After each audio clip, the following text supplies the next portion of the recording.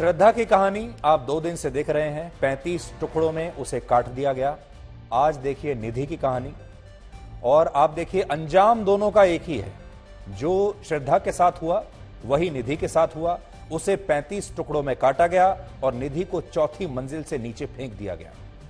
इस मामले में भी पुलिस ने कई अहम बातें बताई हैं, जैसे सुफियान और निधि दोनों एक दूसरे को काफी समय से जानते थे और सुफियान ने निधि को मोबाइल फोन भी एक गिफ्ट किया था ताकि निधि उससे इस मोबाइल फोन के जरिए बात कर सके। हालांकि जब इस मोबाइल फोन के बारे में निधि के माता पिता को पता चला तो उन्होंने उसे बहुत समझाया और इसके बाद निधि मान भी गई और निधि ने सुफियान से बातचीत करनी बंद कर दी। जब उसे इस बात का भी एहसास हुआ कि वो धर्म परिवर्तन के लिए जिद कर रहा है तो उसने बातचीत करनी बंद कर दी। ये लड़का इसके बाद उसे लगातार परेशान करता था और कई बार लड़के की निधि के परिवार के लोगों से भी झगड़ा हुआ। और नोट करने वाली बात यह है कि पुलिस ने इस मामले में इस लड़के के खिलाफ धर्म परिवर्तन के लिए दबाव बनाने और हत्या का मामला दर्ज किया है। दोनों मामले दर्ज हुए हैं, धर्म परिवर्तन का भी और हत्या का भी। इस प्रकार का आरोप वादी पक्ष द्वारा लगाया गया कि शादी धर्म परिवर्तन का शादी करने का दबाव बना रहा था, ऐसा तहरीर दी गई है। इस तहरीर के आधार पर भी एफआईआर जो पंजीकृत की गई इसी तहरीर के आधार पर की गई है। तो यहां आप ये बात मानेंगे कि धर्म जो है वो दोस्ती पर भी असर डाल रहा है, वो रिश्तों पर भी असर डाल रहा है, मोहब्बत पर भी असर डाल रहा है। ऐसा है धर्म। हमारे देश में एक खास विचारधारा के लोग अक्सर ऐसी खबरों को सांप्रदायिक बताकर पूरी तरह से खारिज कर देते हैं, लेकिन जमीनी स्तर पर यह समस्या कितनी बड़ी और गंभीर है उसे आप इस घटना से अच्छी तरह से समझ सकते हैं। और इस बात का जिक्र हाल ही में हमारे देश की सुप्रीम कोर्ट ने भी किया था। सुप्रीम कोर्ट ने जबरदस्ती धर्म परिवर्तन के मामलों को गंभीर मानते हुए कहा था कि किसी व्यक्ति पर दबाव बनाकर या उसे लालच देकर उसका धर्म परिवर्तन कराना सीधे तौर पर धार्मिक स्वतंत्रता के अधिकार का उल्लंघन है और यह देश की आंतरिक सुरक्षा के लिए बहुत बड़ा खतरा है। सोचिए, अगर सुप्रीम कोर्ट धर्म परिवर्तन को देश की सुरक्षा से के लिहाज से खतरा मान रही है तो यह कितनी बड़ी बात होगी। लेकिन असल में हमारे देश में इसे लेकर आज भी गंभीरता नहीं है। उड़ीसा भारत का पहला राज्य है जहां 1967 में जबरन धर्म परिवर्तन को रोकने के लिए एक कड़ा कानून लागू किया गया था।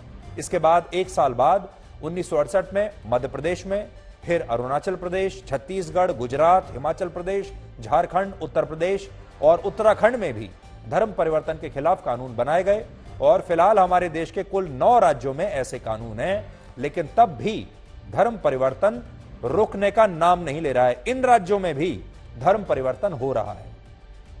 लोग उसे कहते हैं स्वेच्छा से हो रहा है, लेकिन असल में या तो वो जबरदस्ती होता है या लालच देकर होता है, यानी खरीद कर। बड़ी बात यह है कि जिन राज्यों में इसके खिलाफ कानून है वहां भी जबरदस्ती धर्म परिवर्तन के मामलों में बहुत वृद्धि हुई है और जिन राज्यों में कानून नहीं है वहां भी लगातार ऐसे मामले दर्ज हो रहे हैं जिनमें बड़े सुनियोजित तरीके से लोगों का धर्म परिवर्तन किया गया है।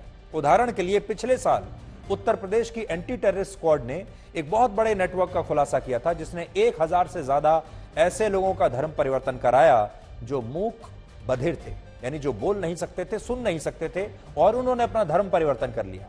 बड़ी बात यह है कि तब इस नेटवर्क से जुड़े लोगों ने धर्म परिवर्तन की ये दुकानें कहीं और नहीं बल्कि देश की राजधानी दिल्ली के ही जामिया नगर में खोली हुई थी।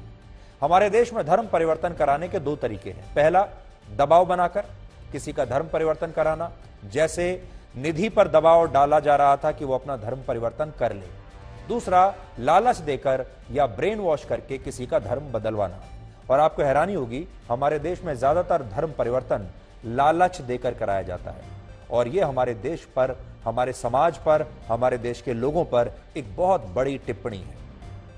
आप खुद सोचिए, यह कितना बड़ा विरोधाभास है कि जिस देश में धर्म के नाम पर इतना सब कुछ होता है, दंगे हो जाते हैं, लोग जान ले लेते हैं, जान दे देते हैं, चुनाव धर्म के नाम पर लड़े जाते हैं, जीते जाते हैं, हारे जाते हैं, टिकट धर्म के नाम पर दी जाती है। उसी देश में आज बहुत सारे लोगों ने धर्म को ही सेल पर लगा दिया है और ये लोग पैसे के लिए, कहीं नौकरी के लिए, कहीं जमीन के लिए आसानी से अपने धर्म को बदलने के लिए तैयार हो जाते हैं। ये बात हम सुनी सुनाई बातों पर नहीं कह रहे। आज इस मुद्दे पर हमने उत्तर प्रदेश और पंजाब से आपके लिए बहुत खास ग्राउंड रिपोर्ट्स तैयार की हैं और आज जब आप इन्हें देखेंगे तो खुद भी हैरान रह जाएंगे कि आपके आसपास देश में हो क्या रहा है। सबसे पहले आपको पंजाब के बारे में बताते हैं। पिछले दिनों हमारी टीम पंजाब के ऐसे कई गांवों में गई जहां बहुत सारे लोगों ने सिख धर्म को छोड़कर अब ईसाई धर्म को अपना लिया है और ऐसा इन लोगों ने इसलिए किया क्योंकि इन्हें इसके बदले में क्रिश्चियन मिशनरीज द्वारा पैसा दिया गया और उन्हें यह बताया गया कि ईसाई धर्म ही वंचित और आर्थिक रूप से कमजोर लोगों का कल्याण कर सकता है। क्रिश्चियन मिशनरीज ईसाई धर्म से जुड़ी उन संस्थाओं और लोगों को कहा जाता है जो अपने धर्म का प्रचार प्रसार करते हैं। लेकिन सिख धर्म से जुड़े संगठनों का आरोप है कि पंजाब के सैकड़ों गांवों में इस समय धर्म परिवर्तन के लिए बाकायदा अभियान चल रहे हैं और यह काम बहुत बड़े स्तर पर, बहुत बड़े पैमाने पर हो रहा है।